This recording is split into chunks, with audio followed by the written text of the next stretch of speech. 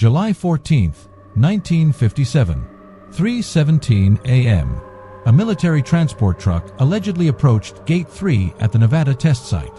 No license plate, no shipping manifest, no radio call. According to the file, the driver was never identified. The vehicle was not logged in the motor pool. The only item in the cargo area was a sealed lead container, 18 inches by 12 inches, triple stamped. And inside that container, the document states, there was only ash. This is a work of fictional entertainment.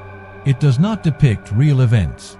The case file refers to it as NVB 1957-714, but the personnel who were reportedly there called it something else.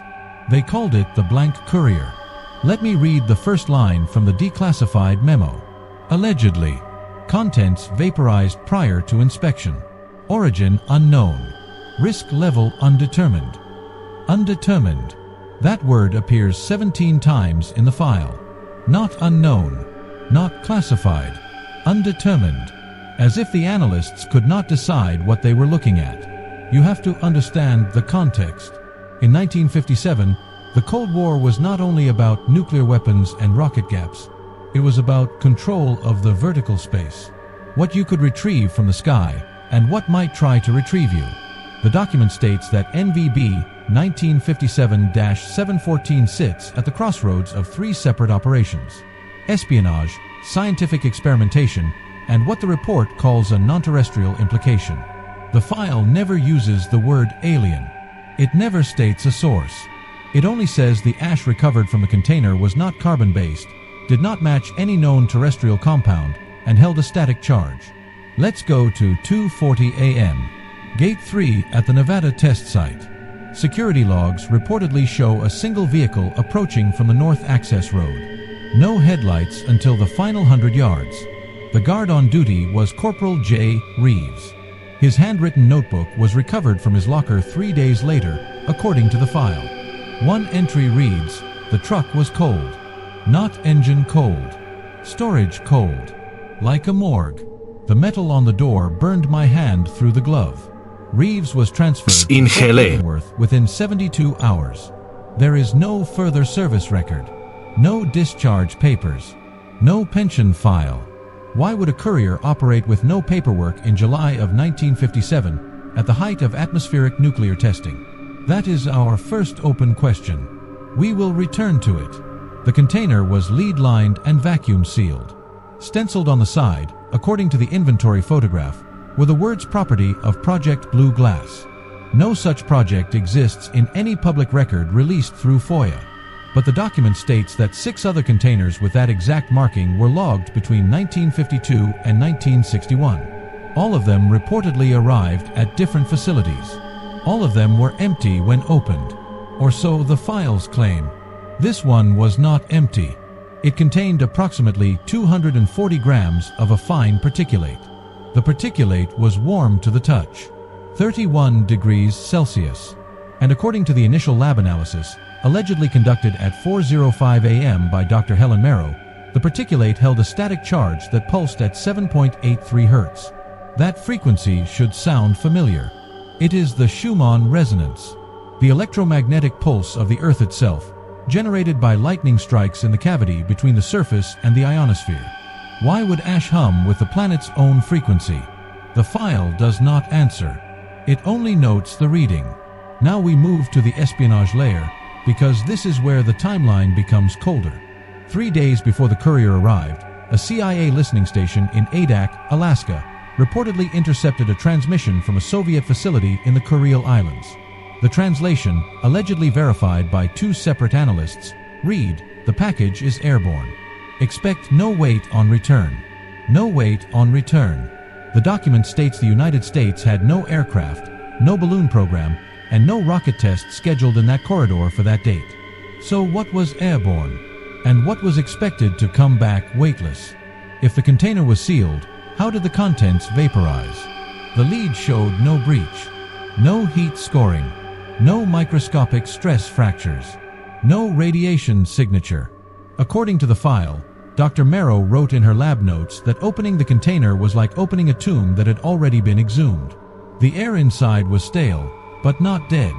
Her security clearance was revoked 48 hours later. The reason cited in the file is psychological instability.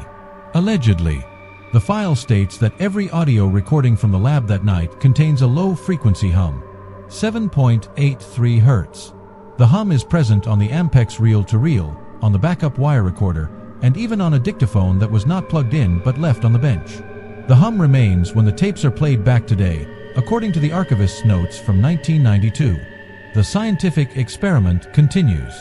The ash was reportedly placed in a Class 3 vacuum chamber at 5:30 a.m., standard procedure for unknown materials during that era. The document states that when the chamber depressurized to 20 milliliter, the particulate moved, not scattered by air current. It moved as a single mass, pressing against the glass as if reacting to the pressure change. One technician reportedly described it in his debriefing as inhaling, as if the material was taking the vacuum into itself. The chamber was immediately resealed. The next entry in the log, allegedly 94 minutes later, reads sample mass 0.00 grams. The ash was gone, but the 7.83 Hz hum increased in amplitude by 12%. 72 hours after the ash vanished, every clock in Building 3B was behind by 2.6 seconds. Every clock. The electric wall models. The mechanical stopwatches. The engineer's pocket watch. The report calls the event temporal slippage. It offers no theory. It only logs the deviation. Remember Corporal Reeves, the gate guard. His notebook had one more entry before he was transferred. It reportedly said, "The driver looked at me when I asked for orders. His eyes did not reflect the flashlight. No catch light. No shine. Just black." The document states the truck left the site at 3:22 a.m., 5 minutes after it arrived. No one reported unloading anything. The loading dock camera was reportedly out for maintenance. So what was the purpose of the stop? If the container was always meant to arrive empty, why seal it? Why transport it under armed escort? Why use a lead lining rated for gamma shielding? Unless the container was not for holding something. Unless it was for measuring the effect of moving something through a specific space. The year is 1957, the year of Sputnik, the year the sky became a battlefield and a laboratory. The file states that Project Blue Bird was allegedly a sub-operation of another program called reclamation, as in taking something back, or returning something to its place. From where? The document does not say, but it cross-references a Navy program from 1946 called Horizon Scan. The file contains a photograph. It is blurry, heavy 1950s film grain and photocopy dust. It allegedly shows the inside of the container after the ash vanished. There is a pattern on the lead, like frost, but this is Nevada in July and the container was warm. The pattern is hexagonal, repeating, and perfectly symmetrical. The report does not comment on it. It only includes the photo with the caption "Interior Deposition Post-Event." 6 months later, according to the file, a KGB defector code named Rook reached West Berlin. During his debriefing, he reportedly mentioned the American Ash Courier. He allegedly told his handler, "They sent it back wrong. That is why it was empty. The field did not hold." Sent what back? Wrong in what way? What field? The debriefing transcript ends there. Rook died in a car accident 2 weeks later. The traffic report is included in the file. Allegedly. In 1963, the same lead container, serial number BG4, was reportedly used again. This time, it returned from a high-altitude balloon test over the Pacific, part of Operation Fishbowl. It was not empty. According to the document, it contained a single obsidian-like shard, 3.4 centimeters in length, with a mass of 9.2 grams. The shard was logged, photographed under electron microscope, and stored in a secure locker at Los Alamos. In 1971, the storage locker was opened for a routine audit. The shard was gone. In its place was approximately 9 grams of fine particulate. Is it the same ash? Does it return when the object is removed from containment? The document states the spectral analysis of the 1957 ash and the 1971 ash were 98.7% match. That 1.3% difference is labeled in the report as an unknown variable. The variable is not nitrogen, oxygen, or any common atmospheric element. Dr. Merrow did not stop after her clearance was revoked. According to the file, she kept a private journal. It was recovered in 1989 from a storage unit in Albuquerque rented under a maiden name. One entry, dated July 20th, 1957, allegedly reads, "The hum is in my teeth. I can feel it when I sleep. It is not sound. It is instruction. It wants a path. Instruction." She was admitted to a psychiatric facility in Santa Fe in 1958. The file states she never spoke again after admission, but her hospital room, according to the maintenance logs, had to be grounded with copper straps. The nurses reported that their wristwatches stopped when they entered. Digital and mechanical. Why would a superpower run a courier with no contents during the most paranoid era of human history? Unless the contents were not the point. Unless the act of sending the container through a specific atmospheric layer was the experiment. And the anomaly, the ash, the hum, the temporal slippage, was the result. The final page of case file NVB 1957-714 is stamped archived, no further action.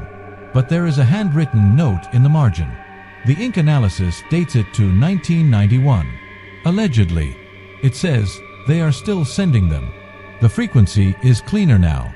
Present tense. Cleaner. So if the containers are still being sent, and if they are still arriving blank, what exactly are we returning to the upper atmosphere? And what is using the 7.83 Hz path? The document states the last recorded Project Blue Glass transport was logged 3 years ago. No location given. No contents listed. No destination. Just a single line in the logistics database. Vaporization confirmed. Asset returned to cycle. And the hum, the 7.83 Hz.